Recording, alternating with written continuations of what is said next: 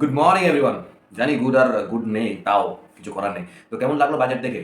তো গতকাল ছিল বাজেট এবং আজকে বাজেটের পর মার্কেট ওপেন হয়েছে। মার্কেট কিন্তু পুরোপুরি ফ্ল্যাট ওপেন হয়েছে এবং নিফটি কিন্তু এখনও মাইনাস আছে, ব্যাংক নিফটিও কিন্তু মাইনাস। ওকে, তো কালকে বাজেটে যেই জিনিসগুলো হলো এবং মার্কেটে কিন্তু অনেক রকম কালকে কিন্তু রিয়াকশন দেখা গেছে। অনেকের বাজেট নিয়ে অনেক এক্সপেকটেশন ছিল, অনেকের বাজেট নিয়ে কোনো এক্সপেকটেশন ছিল না। মিডল ক্লাস নিয়ে অনেকের এক্সপেকটেশন ছিল বা মার্কেট নিয়ে অনেকের কিন্তু অনেক রকম এক্সপেকটেশন ছিল। বাট অ্যাকচুয়াল মার্কেটে যেটা হয়েছে সেটা কিন্তু মার্কেট কিন্তু কালকে যখনই বাজেট স্টার্ট হয়েছে তারপরে কিন্তু মার্কেট একটু গিয়ার আপ নিয়েছিল, তারপরে কিন্তু মার্কেট পড়ে গেছে। কিন্তু দিনের শেষে কিন্তু মার্কেট অনেকটাই কিন্তু অ্যাবজর্ব করে নিয়েছে যে পুরো বাজেটটাকে।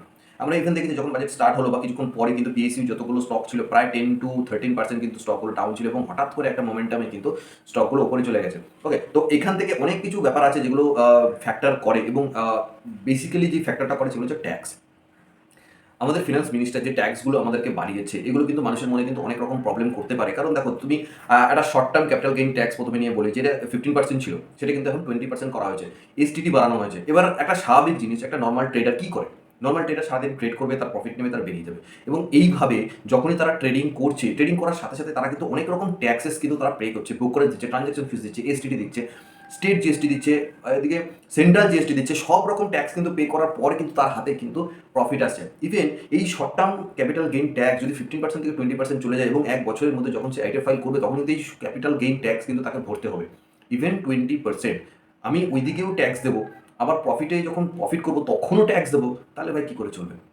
তো এইসব জিনিসগুলো কিছু লোকের কিছু মানুষের মনে কিন্তু আঘাত দিতে পারে এবং অনেক মানুষ এখন হয়তো চিন্তা করবে যে আমি ট্রেড করবো কি করবো না। তো এইভাবে অনেকটা দিন হয়তো মার্কেটে একটা থমথমে একটা ব্যাপার কিন্তু মার্কেটে থাকতে পারে। ওকে, তারপরে আসি লং টার্ম এলটিসিজি নিয়ে। ওকে, তো এলটিসিজি যেখানে ছিল অনেকেই কিন্তু ইনভেস্টার আছে যারা কিন্তু ইনভেস্ট করে হয়তো হোল্ড হোল্ড করে 4 থেকে 5 বছর 10 বছর কিন্তু হোল্ড করে এবং সেখানেও কিন্তু আমাদের ফিনান্স মিনিস্টার সেখানেও কিন্তু থাবা বসিয়েছে। যেখানে 10% ছিল সেখানে কিন্তু 12.5% কিন্তু এলটিসিজি ট্যাক্স করেছে। যে আপনি একটা লং টার্মে যখন হোল্ডিং করবেন, লং টার্মে ক্যাপিটাল আপনি বানাতে চাইবেন, সেখানেও আপনাকে ট্যাক্স পে করতে হবে।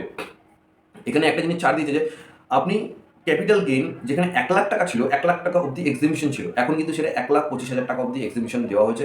ওকে, তো এটা মনে হয় না যে খুব একটা ভালো হয়েছে, কারণ এই রিসেন্ট বাজারে 2020 পর থেকে যারা বড় বড় ক্যাপিটাল নিয়ে বসছিল এবং যারা ইনভেস্ট করেছিল এবং 2024-25-এ যারা ধরুন এই বড় ক্যাপিটালটাকে গেইন করেছে তারা কিন্তু 1,25,000 না, তারা প্রচুর লাখ ছাড়িয়ে গেছে।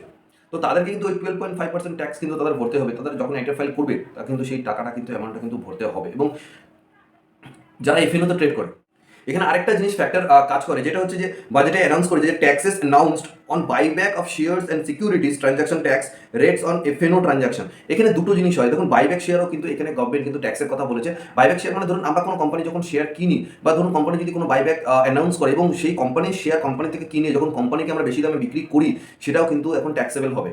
ওকে, তো সেটাও কিন্তু ট্যাক্সেবল মধ্যে পড়বে অ্যাজ ডিভিডেন্ড ইনকাম। যেটা হয় আমাদের 5,000 টাকার উপরে যখন ডিভিডেন্ড ইনকাম হয় তখন কিন্তু সেটা ট্যাক্সেবল মধ্যে পড়ে যায়। তো এইখানে গভর্নমেন্ট সিকিউরিটি ট্রানজাকশনের উপরেও কিন্তু রেট কিন্তু বাড়িয়েছে। এখানে বলেছে যে it is proposed to increase the rates of STT on sale of an option in securities from 0.625% to 1%। যেখানে ছিল 0.06% সেখান থেকে কিন্তু ডাইরেক্ট 0.1% কিন্তু করে দেওয়া হয়েছে প্রিমিয়ামের উপরে। ওকে, এবং এখানে যারা ফিউচারের উপর ট্রেড করে তাদের জন্য একটা সমস্যা, যেটা হচ্ছে আগে ছিল 0.0125%, এখন সেটাকে বাড়িয়ে হয়েছে 0.02%। ওকে, তো এইখানে তুমি যদি আপনি সরি এখানে যদি আপনি সব রকম ট্যাক্স বাড়িয়ে থাকেন তাহলে মানুষরা ট্রেড করবে কী করে? আরে মানুষের তো একটা সুযোগ দিতে হবে। আমার মনে হয় যে এই বাজেটে একটা দরকার ছিল যে মানুষকে উৎসাহিত করা, যে তারা যেন মার্কেটে আসে, তারা যেন ট্রেডিং করে, তারা যেন ইনভেস্টমেন্ট করে, সেই দিকে মানুষকে উৎসাহিত করার একটা ব্যাপার ছিল। এখানে যদি মানুষকে প্রত্যেকটা ব্যাপারে যদি প্রত্যেকটা জায়গায় যদি ভয় দেখানো হয় তাহলে মানুষ আসবে কী করে, মানুষ ট্রেড করবে কী করে? তো এইসব কিছু ব্যাপার নিয়ে যখন মার্কেটে লোকে এখন ভাবনা চিন্তা করবে তো মার্কেটে কিন্তু একটা নেগেটিভ ফল কিন্তু আসতেই পারে একটা সাধারণের জন্য। তবে একটা পজিটিভ জিনিস যে মার্কেটে যে ভোলাটিলিটি ছিল, একটা ট্রেডিংয়ে যে ভোলাটিলিটি ছিল সেই জিনিসটা কিন্তু এখন বন্ধ হতেও পারে। তবে আমার মনে হয় না যে খুব একটা বন্ধ হবে, কারণ মানুষ যাবে কোথায়? মানুষকে ইকুইটি ইনভেস্টিং এটা কিন্তু একটা বিশাল বড় অ্যাসেট ক্লাসের মধ্যে কিন্তু এটা পড়ে। তো মানুষ ব্যাংকে টাকা রাখলে তো সেখানে সুদ পাবে না, বা মানুষ এখন সব থেকে ভালো বুঝে গেছে যে আমাকে যদি টাকা বাড়াতে হয় আমাকে শেয়ার মার্কেটে আসতে হবে। তো ইনিশিয়ালি হয়তো কয়েক দিনের জন্য বা কয়েক মাসের জন্য হয়তো মার্কেট একটা জায়গায় থাকতে পারে বা এখান থেকে একটা নেগেটিভ ডাউন ট্রেন্ডের দিকে আসতে পারে। তবে আমার মনে হয় না যে বেশি দিন ডাউন ট্রেন্ডে থাকবে। তো মার্কেটে মানুষ আবার ফিরবে, আবার নতুনভাবে ফিরবে, নতুনভাবে অ্যাবজর্ব করবে। তো দেখা যাক সেটা কবে হয়। তো মানুষকে এখানেই আসতে হবে। এবং এটা গেল মার্কেটে গতকাল যেটা হয়েছে। তো যেসব জিনিসগুলো নিয়ে মার্কেটে এখন একটু একটু উলটপালট মার্কেটে কিন্তু আসতে পারে। তো এটা নিয়ে ঘাবড়ানোর কিছু নেই। যারা ধরুন লং টার্ম ইনভেস্টার যারা আছেন তারা ভালো ভালো ফান্ডামেন্টাল স্টকে ইনভেস্ট করুন এবং গতকাল যে সেক্টরগুলোতে আমাদের ফিনান্স মিনিস্টার যে অ্যালোকেশন করেছে, তো সেই সব সেক্টরগুলো আমরা একবার দেখে নেব যে কোন কোন সেক্টরের উপর সব থেকে বেশি অ্যালোকেশন করা হয়েছে এবং কোন কোন সেক্টরে আমরা যদি ফোকাস করি তাহলে আমাদের একটা ভালো রিটার্ন আসতে পারে। ইভেন আমি যাই বলি না কেন, দেখুন মার্কেটে যখন আমরা লং টার্ম একটা ইনভেস্টমেন্ট করবো না, আমাদের একটা প্রজেক্টেড থাকে যে আমরা অনেকটা দূরে বা একটা স্টকে ইনভেস্ট করার পর আমরা একটা ক্যাপিটাল গেইন মানে ওয়েলথ আমরা ক্রিয়েট করবো। তো সেখান থেকে যদি 12.5% ট্যাক্স আমরা দিয়ে দিই, তো সেখান থেকে মনে হয় না আমাদের কিছু যায় আসবে। হয়তো হ্যাঁ, আমাদের প্রফিটের পরিমাণটাকে একটু বাড়াতে হবে, তাহলে হয়তো আমাদের অতটা গায়ে লাগবে না। তবে সেখানে একটু খাটনি হবে, নিজেকে আরও বেশি খাটতে হবে, নিজেকে আরও বেশি তৈরি করতে হবে মার্কেটের জন্য, আরও বেশি স্টাডি করতে হবে। ওকে, তো যেসব সেক্টরে এক্সপেন্ডিচার বাড়ানো হয়েছে সেসব সেক্টরগুলো তবে যেসব সেক্টরে আমাদের এক্সপেন্ডিচারগুলো সব থেকে বেশি বাড়ানো হয়েছে, তো সেসব সেক্টরগুলোর প্রতি আমাদের একটু নজর দেওয়া উচিত। যেমন ধরুন ডিফেন্স সেক্টরে প্রায় 4 লাখ 4.5 লাখ কোটি টাকার মতো কিন্তু অলমোস্ট এক্সপেন্ডিচার কিন্তু অ্যালটমেন্ট করা হয়েছে। তো আমরা রিসেন্টলি যদি দেখি 2020 থেকে 2024 এর মধ্যে কিন্তু ডিফেন্স সেক্টরটা সব থেকে বেশি কিন্তু ফোকাস নিয়েছে এবং অনেক মানুষ আছে যারা কিন্তু ডিফেন্স স্টকে অলরেডি তাদের ওয়েলথ কিন্তু গেইন করেছে। এবং ইভেন এখানে অ্যালটমেন্ট দেখে কিন্তু বোঝা যাচ্ছে যে সরকারের কিন্তু একটা লং টার্ম প্রজেক্টের ভিশন কিন্তু এই ডিফেন্স সেক্টর নিয়ে আছে। তো এইখান থেকে বর্তমান যে সেকশন আছে তাতে কিন্তু ডিফেন্স সেক্টর কিন্তু আরও ভালো ভ্যালুয়েবল হতে পারে। তো ভালো ভালো যেসব কোম্পানি আছে যারা মার্কেট লিডার আছে ডিফেন্স সেক্টরে, তাদের উপর একটু স্টাডি করুন এবং তাদের প্রত্যেকটা কোয়ার্টারে তাদের ফলো করুন রেজাল্ট কী বলছে এবং তাদের ম্যানেজমেন্টের কলগুলো শুনুন যে তাদের প্রজেকশন কী আছে, ইভেন তারা কত পরিমাণে তাদের রেভিনিউ বাড়াতে চলেছে এবং কত অর্ডার তাদের আছে। তো প্রত্যেকটা জিনিস নিয়ে স্টাডি করুন, দেখুন, আর যেসব কোম্পানিগুলোতে ভালো মনে হবে সেসব কোম্পানিতে ইনভেস্ট করুন। এবং আরও একটা সেক্টর আছে যেই সেক্টরে সব থেকে বেশি করা হয়েছে, যেটা হচ্ছে রুরাল ডেভেলপমেন্ট কিন্তু একটা ফোকাস সেক্টর হতে পারে, যেখানে কিনা রুরাল ডেভেলপমেন্টে যে হাউজিং, যে মিডল ক্লাস ফ্যামিলি যে হাউস পাকা বাড়ি আমরা দেখেছি রিসেন্টলি যে প্রত্যেকটা জায়গায় প্রত্যেকটা এরিয়াতে কিন্তু পাকা বাড়ি করে দিচ্ছে সরকার। ওকে, সেই ক্ষেত্রে আমাদের কিছু কিছু সেক্টরের উপর ফোকাস রাখতেই পারে, যেমন ধরুন স্টিল সেক্টর, তারপরে ধরুন সিমেন্ট সেক্টর। ওকে, তো রুরাল ডেভেলপমেন্টের ক্ষেত্রে কিন্তু এই সেক্টরগুলো, তারপরে পেইন্ট, তো কিছু জিনিস কিন্তু এক জায়গায় সংঘবদ্ধ হয়, এইসব সেক্টরের প্রতি কিন্তু আমরা নজর রাখতেই পারি। ওকে, এবং এগ্রিকালচারের দিকেও কিন্তু সরকার একটা ভালো ফোকাস কিন্তু দিয়েছে, প্রায় 1,51,851 কোটি টাকা কিন্তু এগ্রিকালচারের উপরে কিন্তু সরকার ফোকাস করছে। তো কিছু কিছু সেক্টর কিন্তু আমাদের বেশ ফোকাসে কিন্তু আসতে পারে। এগ্রিকালচারটা এখন বর্তমানে যেহেতু আছে, যেরকম নর্মাল আছে, তো সেরকমই নর্মালভাবেই কিন্তু চলবে। ওকে, তো হোম অ্যাফেয়ার্সে আমাদের দরকার নেই এডুকেশন।